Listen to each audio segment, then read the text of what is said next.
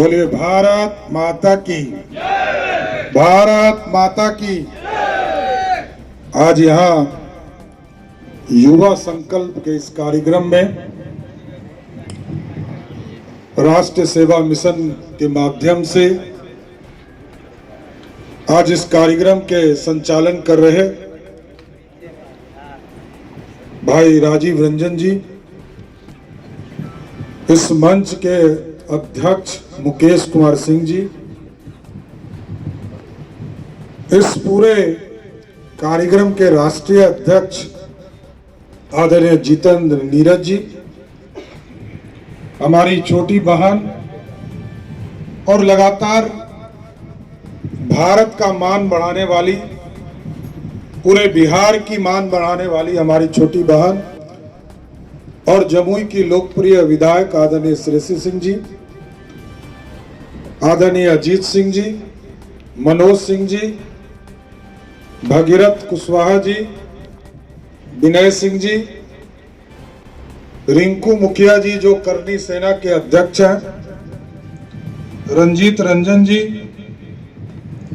अभय सिन्हा जी, प्रमोद जी, सनी पटेल जी, सम्मानित मंच और मंच के सामने उपस्थित तमाम भाइयों, बुजुर्गों, नौजवान साथियों, छोटे छोटे बच्चे एवं बहनों, आज वो ऐतिहासिक दिन है जब महात्मा बाबा गांधी जी ने इस देश में भारत छोड़ो आंदोलन की शुरुआत की थी और 9 अगस्त को प्रेरणा के साथ जो आप लोगों ने इसको जोड़ा है युवा संकल्प से, ये एक ऐतिहासिक दिन है और हम जितेंद्र जी और उनके पूरी टीम को विशेष तौर पर धन्यवाद देते हैं कि आपने ये ऐतिहासिक दिन चुना और युवाओं को मुख्यधारा में लाने के लिए संकल्प 6 संकल्प को आप लोगों ने दोहराया है। आगे मैं इसकी चर्चा करूंगा। मैं देख रहा हूं एक पूरा संगठन आप चलाने का काम कर रहे हैं साथियों। मैं आप लोगों से आग्रह जरूर करूंगा,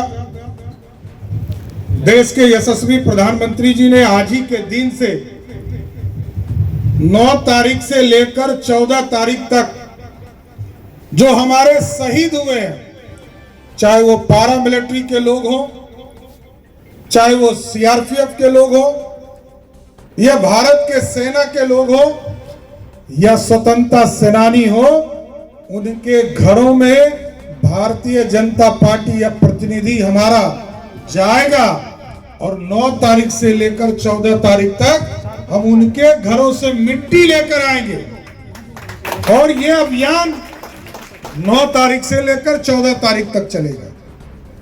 फिर हम 16 और 17 को, क्योंकि हमारा राष्ट्रीय पर्व 15 तारीख को 15 अगस्त के दिन होगा और 16 और 17 तारीख को हम पूरे बिहार में जितने प्रखंड हैं, यूएलबी है, जो नगर पंचायत है, नगर परिषद है, इसमें कलश में जो हमारे वीर सैनिक शहीद हुए हैं, उनके परिवार के घर के मिट्टी को लाकर उस कलश में डालने का काम करेंगे। और देश के प्रधानमंत्री जी ने तय किया है पूरे देश से 7500 परिवार के यहां से, यह 7500 ब्लॉक से पूरे देश से हम कलश लेकर जाएंगे और देश की राजधानी दिल्ली में 29 तारीख को आदरणीय प्रधानमंत्री जी उन तमाम शहीदों के नाम पर एक पूरी तरह अमृत जो वृक्ष रोपण का काम है, वृक्षारोपण का काम, देश में अमृत वाटिका बनाने का काम देश के प्रधानमंत्री करेंगे। और हमारे लिए शहीद हुए साथियों, हमारी सुरक्षा के लिए शहीद हुए, चाहे वो पारा मिलिट्री के लोग हों, देश में सेना के तौर पर लड़ने वाले लोग हों, या स्वतंत्रता सेनानी परिवार, ये सभी लोगों ने हमारे लिए प्राणों की आहुति दी है और उस प्राणों की आहुति को याद करते हुए हम उनके बीच में जा रहे हैं। साथियों, राष्ट्रीय सेवा मिशन जो संकल्प लिया है, हम जरूर आग्रह करेंगे जितेंद्र जी से कि 15 तारीख से आपने घोषणा किया है, लेकिन मैं आग्रह करूंगा कि आज ही के दिन से वीर शहीद जो आपके बीच के लोग हैं, इनको इसमें जोड़िए। गांव में वृक्षारोपण कीजिए, गांव में जाइए जहां पर तालाब है, जहां पर आहर है, पेन है, और जहां पर आपको अनुमति मिले, मुखिया जी भी यहां पर हैं, मुखिया, प्रतिनिधि, जिला परिषद, विधायक, सांसद से आग्रह कीजिए और जितने भी जगह पर शहीद हुए हैं उनके नाम से एक प्लेट बनवाइए। शहीद जो भी व्यक्ति का नाम हो, विजय सिंह हमारे एक महामंत्री की हत्या बिहार की सरकार ने किया साथ, उसी तरह जितने हमारे लोग शहीद हैं उन सब के नाम पर एक शिलापट लगवाइए और लोगों के बीच में स्पष्ट तौर पर होना चाहिए ये समाज हमारा है और जो हमारे सुरक्षा के लिए जिन्होंने प्राणों की आहुति की है उसका पूजा करना भी हम लोगों का ही धर्म है, कोई दूसरा नहीं आए। और आज तो सबसे पवित्र दिन है, भारत छोड़ने का महात्मा गांधी ने सपना देखा था। अंग्रेज तो चले गए साथियों, लेकिन अंग्रेज के रूप में कुछ लोग रह गए हैं और वो भारत को तोड़ने का काम कर रहे हैं, चाहे वो भ्रष्टाचार हो, अत्याचार हो और चाहे वो गरीबी हो। हमारे 10 साल बाद, 12 साल बाद चाइना आजाद हुआ साथियों। चाइना कहां है, हम कहां हैं? दुनिया की सबसे बड़ी इकोनॉमी में से दूसरा तीसरा स्थान चाइना का आता है और हम 5वें स्थान पर हैं। हमारी बहन अभी बता रही थी यूनिकॉर्न के बारे में आपको। देश के प्रधानमंत्री जी ने तय किया 11वें स्थान पर थे साथियों हम आर्थिक तौर पर। और जो बिहार है, बिहार को भी समझिए कि बिहार जैसे प्रदेश में 2,61,000 करोड़ का बजट है। आज ही में पेपर में पढ़ रहे थे कि बिहार सरकार के मंत्री कहते हैं कि हम अपने संसाधन से बहुत काम कर रहे हैं, लेकिन मैं सिर्फ ये जानकारी आपको दे रहा हूं कि 2,61,000 करोड़ के बजट में बिहार का अपना संसाधन कितना है मालूम है आपको? मात्र 32,000 करोड़ रुपया। 2,61,000 करोड़ रुपया बिहार में खर्चा होता है, उसमें मात्र 32,000 करोड़ रुपया 12-13% बिहार का अपना संसाधन है और लगभग 85 से 88% कौन देता है? नरेंद्र मोदी की सरकार साथियों, बिहार के विकास के। छोड़ दीजिए 4 लेन, छोड़ दीजिए NH, छोड़ दीजिए एम्स, छोड़ दीजिए एयरपोर्ट, छोड़ दीजिए। देखिए ये हमारा बिहार है।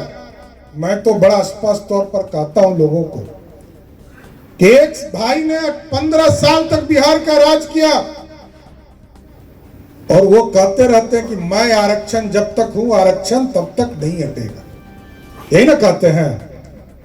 लेकिन उनसे कभी कोई पूछा कि कभी आरक्षण दिए हो? बोला 15 साल में लालू जी 90 से 2005 तक किसी पिछड़े को, अति पिछड़े को, दलित को या स्वर्ण जाति के किसी आरक्षण को दिया? नहीं दिया। उल्टे जब लोकसभा में नरेंद्र मोदी जी की सरकार स्वर्णों को आरक्षण दे रही थी तो और राष्ट्रीय जनता दल के राज्यसभा के सांसद राज्यसभा में पेपर को फाड़ रहे थे, यही ना है। और उसके बाद वो पार्टी कहती है कि हम तो सबका साथ A to Z की पार्टी है। कहती तो बड़ा अच्छा बात है, पिछड़ों को तो लुभाने के लिए बहुत बात करते हैं, लेकिन किसी के लिए किया हो ये तो जानू। देखिए साथियों, इस देश में आरक्षण लागू हुआ और जब जब जिसकी जरूरत थी तभी लागू हुआ। 1939 में अंबेडकर और गांधी जी के सामने एक स्थिति उत्पन्न हुई कि दलितों को हिंदुस्तान के साथ जोड़ना है। और 1952 में जब कॉन्स्टिट्यूशन पहली बार लोकसभा और विधानसभा की इजाजत दिया, तो पहली बार यदि आरक्षण दलितों को और आदिवासियों को मिला, तब भी डॉक्टर श्यामा प्रसाद मुखर्जी जी उसका समर्थन कर रहे थे। 77 में गरीब का बेटा कर्पूरी ठाकुर बिहार के मुख्यमंत्री हुए और पिछड़ों को और अति पिछड़ा समाज को आरक्षण दिया, तब भी स्वर्ण महिलाएं को आरक्षण देने का काम कर्पूरी ठाकुर ने किया था। मंडल कमीशन आया 1989 में, बैठी है हमारी बहन, इनके पिताजी भी मंत्री उस सरकार में थे, और सभी लोगों ने, सबका देश में कहते थे राजा नहीं फकीर है, देश का तकदीर है, बीपी सिंह जी को यही कहते थे, और उन्होंने अपने जो छोटे हुए भाई थे उसको आरक्षण दिया। वो राजपूत समाज से आते थे, लेकिन उन्होंने देखा कि पिछड़े पीछे जा रहे हैं, और जब देश में लगा कि पिछड़ों, पहले तो अटल जी राज करते थे, बीपी सिंह जी राज करते थे, पंडित नेहरू प्रधानमंत्री हुए, और जब साथियों आपके लोगों के आशीर्वाद से 2014 और 19 में नरेंद्र मोदी एक चाय बेचने वाला का बेटा, गरीब का बेटा देश का प्रधानमंत्री हुआ, तो प्रधानमंत्री जी ने कहा अब स्वर्णों को भी 10% आरक्षण देने का काम करेंगे, और स्वर्णों में भी जो गरीब है, ऐसा नहीं कि अमीर को दिया जा रहा, 8 लाख तक जो ओबीसी होंगे वो भी क्रीमी लेयर है, और 8 लाख तक जो स्वर्ण है वो भी यदि आर्थिक रूप से मजबूत है तो वो भी क्रीमी लेयर में आएंगे, और उसके नीचे जो गरीब होंगे उनको आरक्षण मिले। तो ये सोचिए साथियों, हम ही ये कहना चाहते हैं, देश में ऐसी सरकार की कल्पना कीजिए जो सबका साथ कर सके और सबके विकास की कल्पना कर सके। साथियों, लोग चिंता करते थे, लोग चिंता करते हैं। जब मैं मिनिस्टर था तो लोग मेरे पास आते थे, मुखिया जी लोग कहते थे कि लाइसेंस दिलवा दीजिए। कहा है तो कहते थे डर लगता है सर, मुखिया है, कोई मार देगा, कोई किडनैप कर लेगा। हम लोगों को दुख होता था, नो डाउट, कि मंत्री होकर लगता था ऐसा कौन सा हम सरकार चला रहे हैं जिसमें हमारे मुखिया डरे हुए हैं, जिला परिषद लोग के डरे हुए। वैसे तो मैंने तुरंत मुख्यमंत्री की सहमति से ऑर्डर निकाला और कहा जितने प्रतिनिधि हैं सबको जिलाधिकारी तुरंत इनको सुरक्षा या लाइसेंस देने का काम कीजिए। पता नहीं मुख्यमंत्री जी को दुख लग गया। अरे भाई, हम जब सुरक्षा नहीं दे सकते हैं तो हमको तो सुरक्षा का उपाय बताना पड़ेगा ना। लेकिन मैं जरूर आश्वस्त करता हूं साथियों, ये राजनीतिक मंच नहीं है, लेकिन भाजपा की सरकार बनाई है साथियों। भाजपा ये जरूर गारंटी देती है, जिस तरह उत्तर प्रदेश में, मध्य प्रदेश में और गुजरात में अपराधी या तो नेपाल भाग जाएगा, नहीं तो जमीन के अंदर उसको दफन करने का काम किया। कोई अपराधी जिंदा नहीं रह सकता है। अपराध करने वाला अत्याचारी हो, ये कभी बचाया नहीं जा सकता है। आज तो रोज आप देखते होंगे कोई बालू माफिया है, कोई शराब माफिया है, वही सरकार में बैठा है। और बिहार में नौजवानों की चिंता देखिए कैसी है। 10 लाख सरकारी नौकरी मांगा, हम लोगों ने आंदोलन किया, मेरे 1200 कार्यकर्ताओं के देह पर लाठी चलाने का काम किया। 1175 लोगों पर सीधा लाठी अटैक किया बिहार की पुलिस ने। और जब कटिहार में लोगों ने बिजली मांगा तो बिहार की पुलिस ने गोली मारने का काम किया। क्या ऐसी सरकार आप रखना चाहते हैं? ऐसी सरकार के खिलाफ लड़ना होगा साथ। नीतीश कुमार जी जब महिलाओं को देखते हैं तो कहते हैं कि मैंने तो शराबबंदी कर दिया। हम अपनी बहनों से को सिर्फ ये बताना चाहते हैं, 2005 में जब नीतीश कुमार जी बिहार के मुख्यमंत्री हुए साथियों, तो बिहार में 987 शराब की दुकानें थी, क्योंकि पहले ब्लॉक में, अनुमंडल में और जिले में खुलता था। और हमारा प्रखंड जो है 534 है, 101 अनुमंडल है और 38 जिले हैं, सबको मिलाने के बाद भी 987 से ज्यादा दुकान नहीं खुला था। और जब 2016 में नीतीश कुमार जी ने यह घोषणा किया कि शराबबंदी का कानून मैं लगा रहा हूं, तो आपको जानकर आश्चर्य होगा, बिहार में 11,000 से ज्यादा शराब की दुकानें थी। बिहार को शराबी किसने बनाया? नीतीश कुमार ने। और आज शराब कैसे मिल रहा है साथियों? पहले शराब मिलता था 350 रुपया में बोतल, आजकल कितना में मिल रहा है? 2000। तो आप समझिए, दाम पता है तो इसका मतलब मार्केट खुला है। तो साथियों ये समझिए, इस पूरे बिहार में शराब माफिया का राज चल रहा है। 50,000 करोड़ का पूरा आर्थिक व्यवस्था चल रहा है साथियों। इसलिए साथियों हमको चिंता करनी होगी, कहां किस बिहार में हम हैं। गौरवशाली इतिहास, हमारे यहां पंडित चाणक्य पैदा लिए, सम्राट अशोक पैदा लिए, और लगभग 200 वर्षों तक हम पूरे देश पर राज करते थे। ये भारत नहीं, इसका 3 गुना भारत। और आज हम बिहार को भी सुंदर नहीं बना पा रहे हैं। हम कह रहे थे कि 2,61,000 करोड़ का बजट है बिहार का, और बगल में है बाबा मुख्यमंत्री। उत्तर प्रदेश में कौन है मुख्यमंत्री? योगी बाबा। बाबा को तो लोग पूछता है कि पूजा वूजा कराएंगे, लेकिन बाबा ने क्या व्यवस्था खड़ा किया ये सोचिए।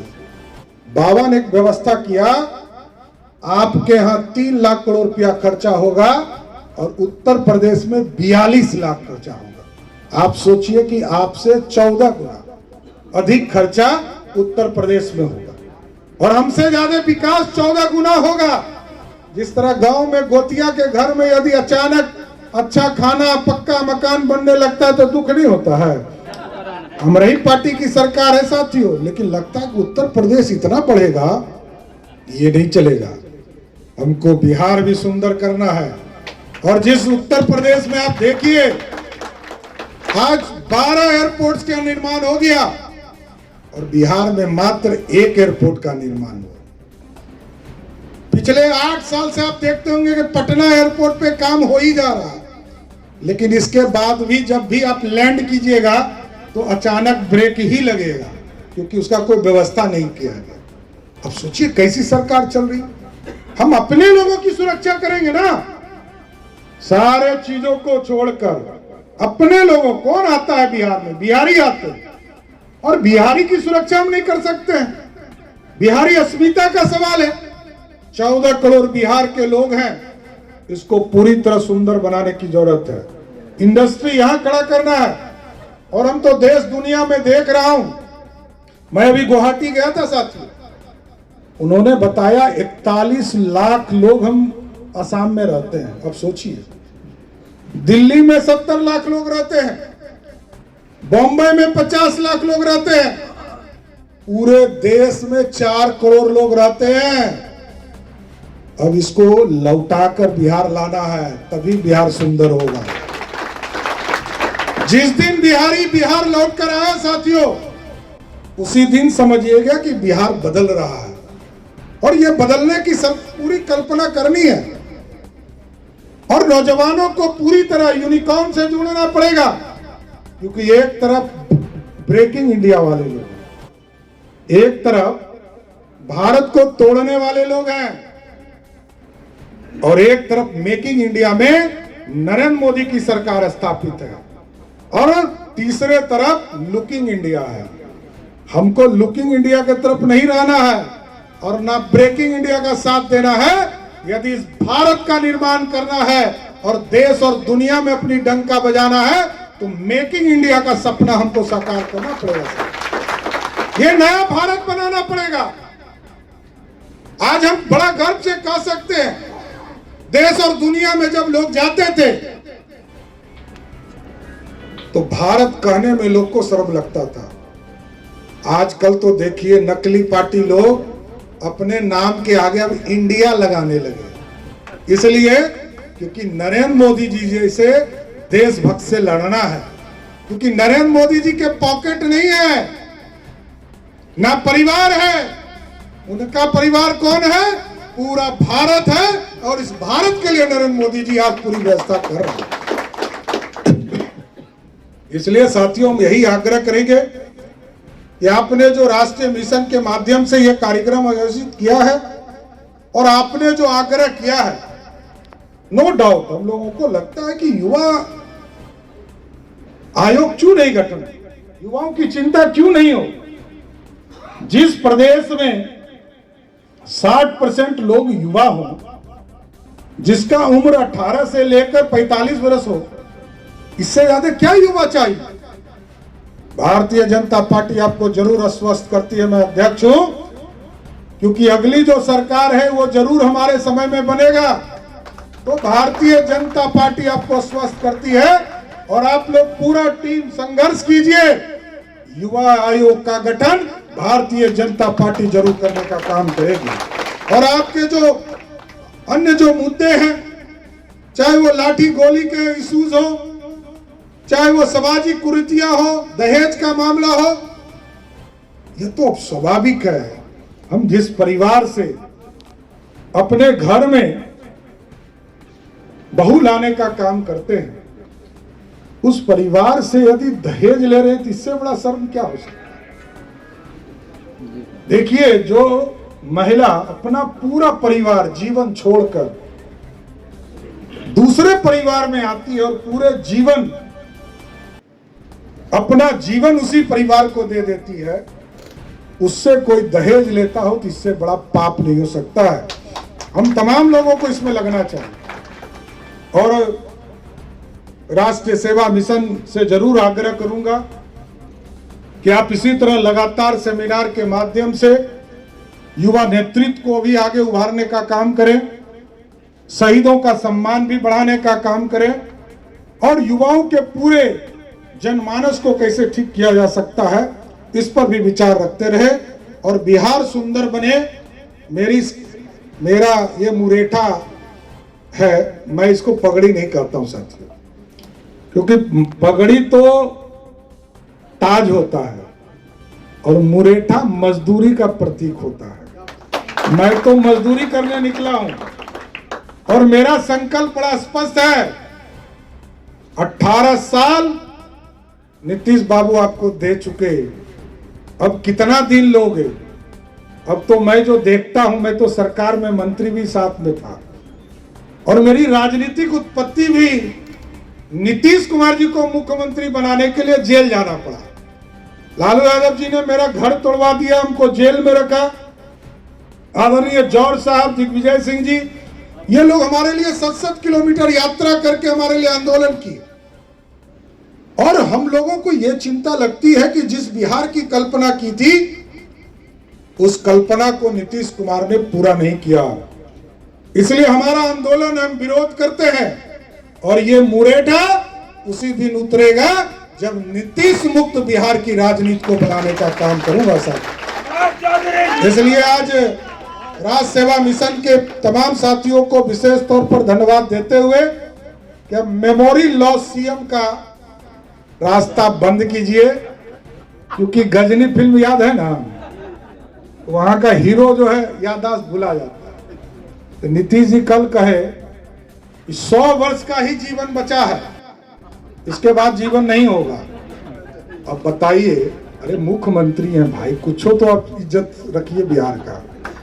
नीतीश बाबू, अब बिहार को मुक्ति दीजिए, क्योंकि कब क्या बोल दीजिएगा ये कोई नहीं जानता है। इसलिए बिहार को बदनाम करना बंद कीजिए, और बिहार में सुशासन सेवा का पूरा रास्ता मार्ग प्रशस्त कीजिए।